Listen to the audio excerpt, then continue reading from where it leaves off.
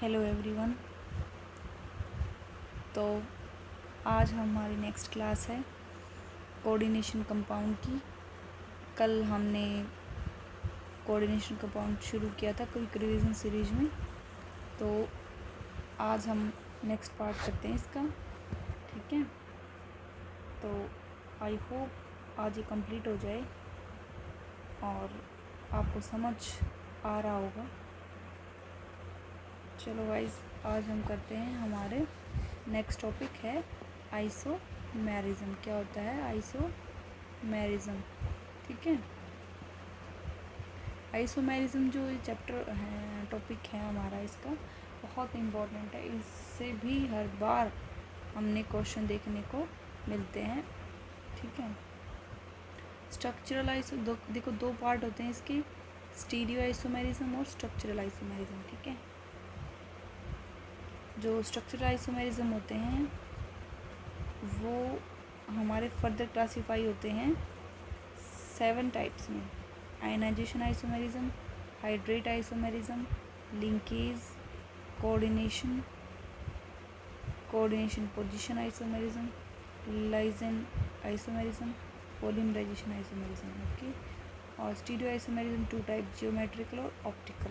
ठीक है, तो स्ट्रक्चरल आइसोमेरिज्म देखते हैं, जिसमें हमारी क्या आएगी, ऐसे आइसोमर्स होते हैं that have different atoms to atom bonding. क्या होती है? Different are called structural isomers. ठीक है, इसमें क्या होता है, जो बॉन्डिंग होती है वो डिफरेंट एटम्स से होती है। ठीक है, इसका फर्स्ट आता है आयनाइजेशन आइसोमेरिज्म। देखो, इस आइसोमर के अंदर क्या होता है, there is a exchange of ligand between coordination sphere and ionisation sphere. बताया था ना, कोऑर्डिनेशन स्फीयर तो हमारा ये होता है ब्रैकेट के अंदर वाला, बाहर वाला आयन। जब इनकी एक्सचेंज हो जाए आपस में तो वो होते हैं हमारे आयनाइजेशन आइसोमेरिज्म। जैसे ब्रोमियम की जगह तो सल्फेट आ जाए, सल्फेट की जगह ये आ जाए, तो ये होते आयनाइजेशन आइसोमेरिज्म। ठीक है, जब हम Ag+ आयन डालते हैं, इसके अंदर डालेंगे तो कोई प्रेसिपिटेट नहीं बना, लेकिन इसके अंदर डालेंगे तो AgBr के प्रेसिपिटेट बन के आते हैं। ओके, जब हमने Ba2+ आयन डाले इसके अंदर तो इसके प्रेसिपिटेट बन के आए, लेकिन इसके अंदर डाले तो कोई प्रेसिपिटेट बन के नहीं आया। ठीक है, नेक्स्ट एग्जांपल ऐसा ही है, ये हमारा कोऑर्डिनेशन स्फीयर है, इसमें सल्फेट आयन और क्लोराइड आयन आपस में क्या रहेंगे, रिप्लेस हो जाएंगे, तो वो होते हैं आयनाइजेशन आइसोमेरिज्म। नेक्स्ट है हाइड्रेट आइसोमेरिज्म। हाइड्रेट आइसोमेरिज्म में क्या होता है, when water molecule exchange between coordination sphere and ionisation sphere के बीच में जब वाटर मॉलिक्यूल एक्सचेंज हो जाता है तब वो आइसोमेरिज्म हमारी हाइड्रेट आइसोमेरिज्म कहलाती है। जैसे कि देखो, ये देखो हमारा वाटर मॉलिक्यूल है यहाँ पे 6 और ये Cl3 है। अब देखो यहाँ से Cl3 एक इधर आ जाता है हमारा और एक H2 का मॉलिक्यूल बाहर आ जाता है, तो ये एक्सचेंज हो जाते हैं। ठीक है, 2 आ जाते हैं तो 2 एक्सचेंज हो जाएंगे, तो हाइड्रेट आइसोमेरिज्म कही जाएंगे। ठीक है, जब हमने अकेले इसके अंदर डाला H2SO4 तो कोई चेंज नहीं देखने को मिला, लेकिन जैसे ही हमने ये इस आइसोमर के अंदर ये डाला तो 1 मॉलिक्यूल H2 का डिहाइड्रेट हो गया, फिर डाला तो 2 मॉलिक्यूल डिहाइड्रेट हो गए। ठीक है, अब देखो नेक्स्ट है लिंकेज आइसोमेरिज्म। लिंकेज आइसोमर्स जो होते हैं ये अराइज होते हैं हमारे एम्फीडेंटेड लिगेंड से। एम्फीडेंटेड लिगेंड बताए थे ना मैंने, जिसमें 2 तरीके से वो लिंक कर सकता है, जैसे ठीक है,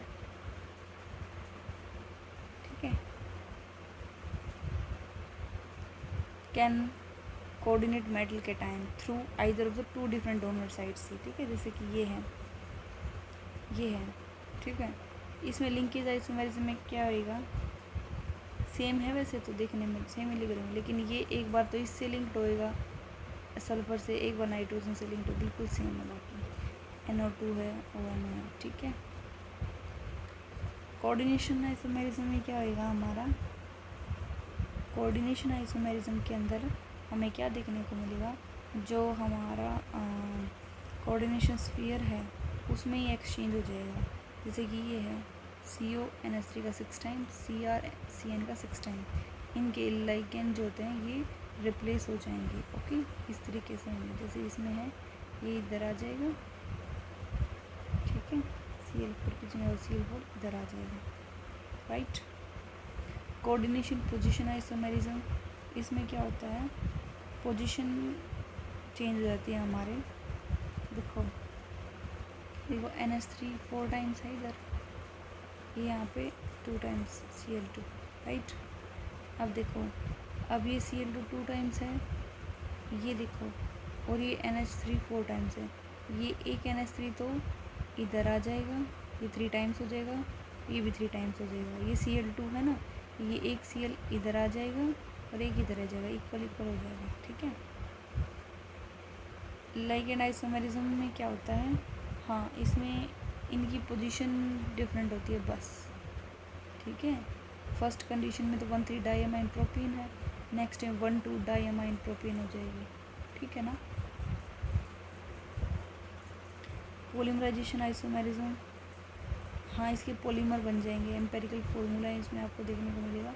प्लैटिनम 2+ के हैं 1 बनेगा, NH3 का 2 है ना, क्लोरीन के 2 हैं, इनका रेशो हमें 1:2:2 की फॉर्म में मिलेगा। कितने पॉलीमर्स बनते हैं। नेक्स्ट हमारा पार्ट था स्टीरियो आइसोमेरिज्म। स्टीरियो आइसोमेरिज्म में हमें क्या देखने को मिलता है, जो आइसोमर्स होते हैं ना, इसमें सेम टाइप और नंबर जो होते हैं, लिगेंड जो होते हैं सेम टाइप होते हैं, कोऑर्डिनेटेड मेटल सेंटर के अराउंड सेम टाइप के होते हैं, लेकिन डिफरेंट अरेंजमेंट डिफरेंट होती है।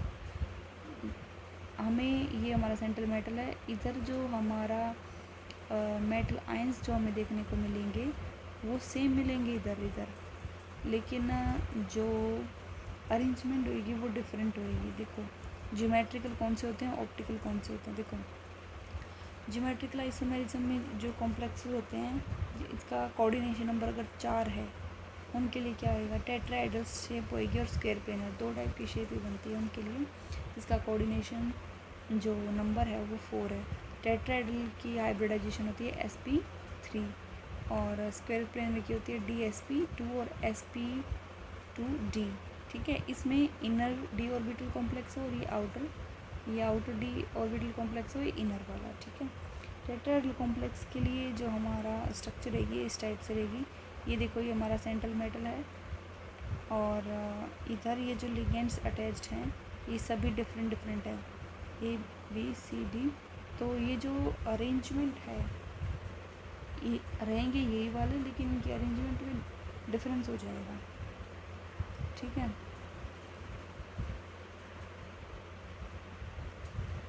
देखो इस टाइप में क्या होता है, टेट्राहेड्रल वाले में ये बिल्कुल सभी डिफरेंट है, लेकिन इसमें क्या होता है, ज्योमेट्रिकल आइसोमेरिज्म ये शो नहीं करता, ठीक है। चाहे सेम हो चाहे डिफरेंट हो, ठीक है, वो ये शो नहीं करेंगे। टेट्राहेड्रल में जो स्क्वायर प्लेनर करेगा, स्क्वायर प्लेनर में क्या होता है, जैसे स्क्वायर प्लेनर के लिए हमारा फॉर्मूला रहेगा Ma4 का मतलब होता है ये मेटल आयन है, ये लिगेंड है 4। इस तरीके से अरेंजमेंट रहेगी हमारी।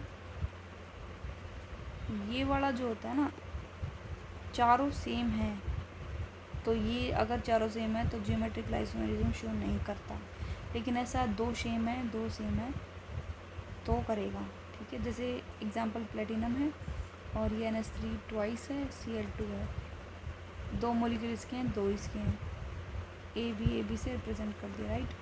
तो या तो इसकी अरेंजमेंट ऐसे होगी, दोनों साथ होंगे, या क्रॉस सेक्शन से होगी। तो दोनों अगर साथ में है ना तो सिस आइसोमर, अपोजिट है ना तो trans isomer. Number of geometrical isomer कितने बन गए, 2, सिस और ट्रांस। नेक्स्ट एक फॉर्मूला इसी के लिए Ma3B, 3 सेम और एक डिफरेंट हो। इसमें क्या होता है, ये भी ज्योमेट्रिकल आइसोमर शो नहीं करता, एक डिफरेंट होने की वजह से ये क्या हो जाएगा, शो नहीं करेगा, ठीक है। नेक्स्ट फॉर्मूला है इसके लिए MAA2, ये सेम है, ये सेम है। ये बाइडेंटेड लिगेंड होता है, 2 डोनर साइड्स होती हैं इसमें, ठीक है। ये ज्योमेट्रिकल आइसोमेरिज्म शो नहीं करेगा। लेकिन यहाँ पे ए बी आ जाता ना, डिफरेंट दोनों साइड तो कर देता। ठीक है, MA2BC। देखो इन एग्जाम्पल से पूछ लिया जाता है कि क्या ये ज्योमेट्रिक है। अब आते हैं कॉम्प्लेक्सेस का कोऑर्डिनेशन नंबर 6 होता है। ठीक है, ऑक्टाहेड्रल कॉम्प्लेक्सेस होते हैं ये, जिसमें लिगेंड्स कितने अटैच होते हैं? 6। ओके, कितने लिगेंड होते हैं? 6। तो इसमें जो अरेंजमेंट होती है वो देखो किस टाइप से होती है। देखो जो इस टाइप की अगर अरेंजमेंट है, या तो सभी लिगेंड सेम है, या 5 सेम और एक डिफरेंट है, या इस टाइप के हैं, तो वो ज्योमेट्रिक आइसोमेरिज्म शो नहीं करते। ठीक है, हाँ इस टाइप के करते हैं, 4 सेम है 2 सेम है, इस टाइप की शो करते हैं ज्योमेट्रिक। अगर इस टाइप के हैं, सेम प्लेन पे सेम तरह के हैं तो सिस, और डिफरेंट पे हैं तो ट्रांस। तो कितने ज्योमेट्रिक आइसोमर होगी? 2। ऐसे ही इस फॉर्मूले में MA3B3 वाले में देखते हैं, इस तरीके से अगर अरेंजमेंट है, 2 इस तरफ, ये 2 इस तरफ, और ये मेरिडोनियल आइसोमर है। ठीक है, और फेशियल में इस टाइप से होता है। ठीक है, ये होता है जो AB3 टाइप, मतलब इसका होता है कि इसमें ये जो है ना, ये लिगेंड अटैच्ड है, ये कैसे होते हैं? बाइडेंटेड। ठीक है, 2-2। ये फेशियल होता है इस टाइप से, ये मेरिडोनियल, जैसे AB इस टाइप का है ना। नेक्स्ट है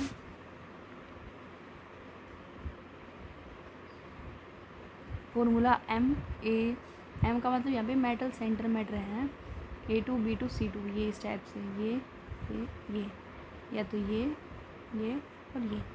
ठीक है, total number geometrical isomerism 5 type से हो सकती है इसकी। देखो 1 2 3 4 5, इसमें देखो इस प्लेन में भी हो सकता है, यहाँ पे CC हो सकता है, यहाँ BB, यहाँ A हो सकता है, किसी भी तरीके से मैक्सिमम 5 बनेंगे इसमें। ठीक है, 6 ये अलग हो तो इसमें नंबर ऑफ आइसोमर्स 15 बनेंगे।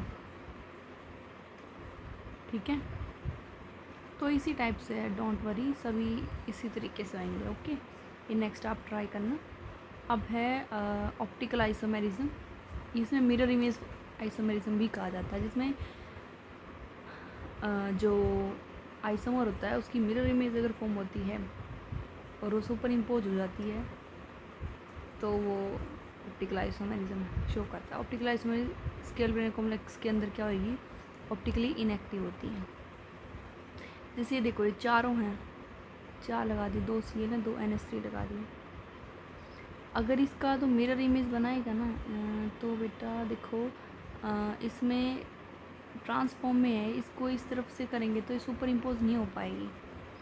हाँ, इसमें देखो अगर इस तरफ करेंगे तो सुपर इम्पोज होने का मतलब होता है कि एज इट इज़ उसके ऊपर सेम प्लेन पे रखेंगे तो लाई कर जाएंगे ये, तो ये एक्टिव है, ये इनएक्टिव होता है। ठीक है, isomer, total number of geometrical isomer plus total number of optical isomerism. ठीक है,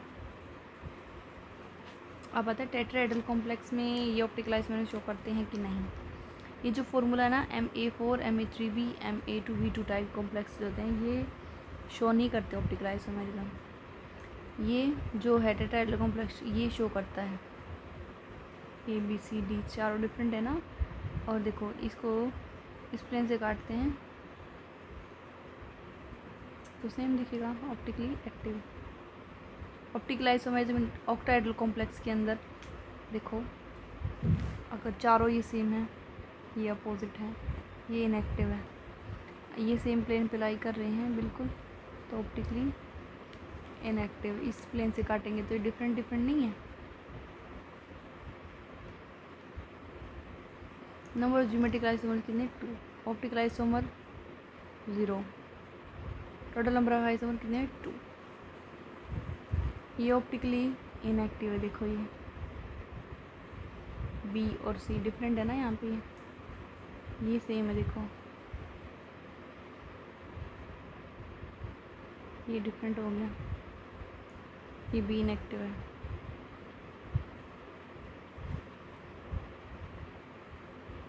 नेक्स्ट इसमें देखो MA3B3 में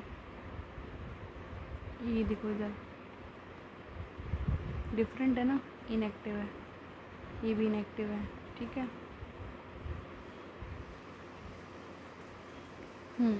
इसमें देखो A2B2C2 में A2B2C2 इस टाइप से अरेंजमेंट, मिरर इमेज करोगे तो इधर आ जाएंगे A2B2C2, सेम ही है, सुपर इम्पोज हो जाएंगे। आइसोमर है, ये ऑप्टिकली एक्टिव है, एनेंटियोमर्स भी बोलते हैं इसको। ऑप्टिकली इनएक्टिव जो है ये कैसा रहेगा, देखो इस टाइप से, ओके। ये देखो ये है ऑप्टिकली इनएक्टिव।